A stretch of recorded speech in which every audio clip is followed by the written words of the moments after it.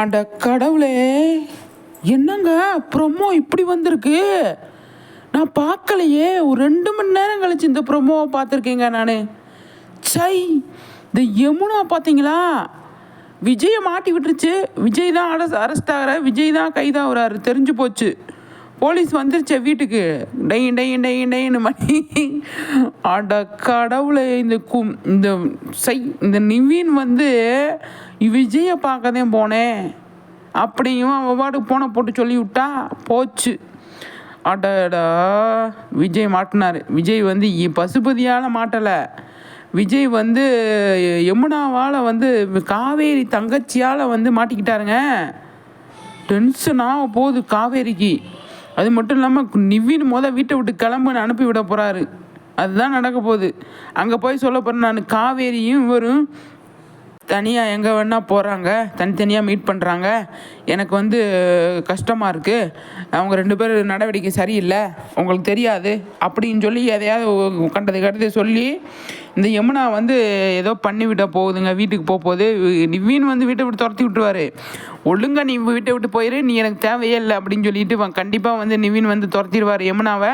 அது வீட்டில் போய் காவேரியை போட்டு கொடுக்குறது தான் பிளான். காவேரியை வந்து அவங்க அம்மா எந்த மாதிரி அவங்க ரியாக்ட் பண்ணுறாங்க அப்படிங்கிறத வெயிட் பண்ணி பார்க்கணும். புள்ள மாசமாக இருக்குது, அதை பிடிச்சி வெளியே போடி அப்படி தள்ளி விட்டால் என்ன ஆகுறது?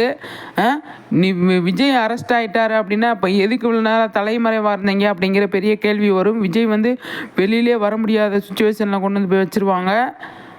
எப்பா, என்னடா இப்படி ஆகிப்போச்சு?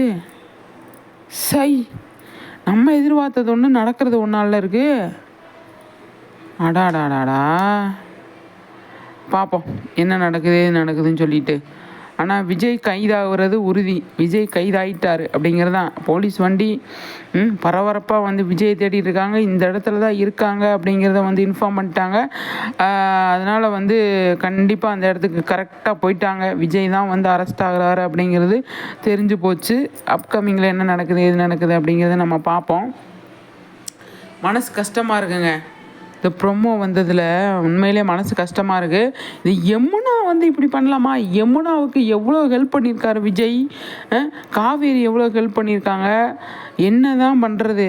அதுக்கு நல்ல யமுனாவோட கேரக்டர் இப்போ இம்பார்ட்டண்ட் அப்படிங்கிறதுனால தான் புது யமுனாவை கொண்டு வந்துட்டாங்க.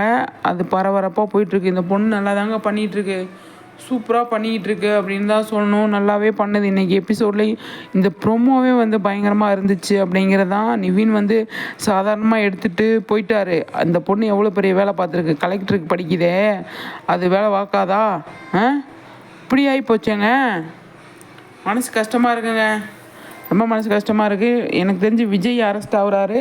விஜய் அரெஸ்ட் பண்ணி உள்ளே வைக்கிறாங்க. தலைமறைவாக இருந்ததுக்கு பயங்கரமான தண்டனை கிடைக்க போகுது அப்படிங்கிறது தான். என்ன பண்ண முடியும்? ஒன்றும் பண்ண முடியாது. காவேரியோட நிலமை தான் பாவம். காவேரி அடுத்தடுத்து என்ன பண்ண போகிறாங்க, ஏது பண்ண போகிறாங்க அப்படிங்கிறத நம்ம வெயிட் பண்ணி தான் பார்க்கணும். யமுனா வந்து உச்சக்கட்ட கோபத்தில் வந்து நம்மளோட காவேரி மேலே இருக்காங்க. அதை விட கோபத்தில் நிவின் இருப்பார் அப்படிங்கிறதான். காவேரி யமுனா தான் வந்து நிவினை போட்டு விட்டாங்க அப்படிங்கிறது வந்து காவேரிக்கு தெரிஞ்சு அவ்வளோதான், சும்மாவே இருக்காது அந்த பொண்ணு அப்படிங்கிற மாதிரி. நம்மளாலே தாங்கிக்க முடியலையே, காவேரியால் எப்படி தாங்கிக்க முடியும்? என்ன மக்களை சொல்கிறீங்க? ரொம்ப கஷ்டமாக இருக்குங்க. சரி, மகாநதி சம்மந்தமாக வந்து நம்ம வந்து நிறைய வீடியோஸ் போட்டுட்ருக்கோம். அதை பார்த்து என்ஜாய் பண்ணுங்கள், சரிங்களா? பயங்கரமாக பரபரப்பாக போய்கிட்டு இருக்கு இல்லையா? நம்மளோட சேனலை வந்து ஃபஸ்ட் டைம் பார்க்குறீங்க அப்படின்னா கண்டிப்பாக வந்து மறக்காமல் சப்ஸ்கிரைப் பண்ணிக்கோங்க, லைக் பண்ணுங்கள், நம்மளுக்கு கொஞ்சம் சப்போர்ட் கொடுங்க, நம்மளுக்கு ஆதரவு கொடுங்க, சரிங்களா? பயங்கரமாக போயிட்டுருக்கு மகாநதி. அதை பார்த்து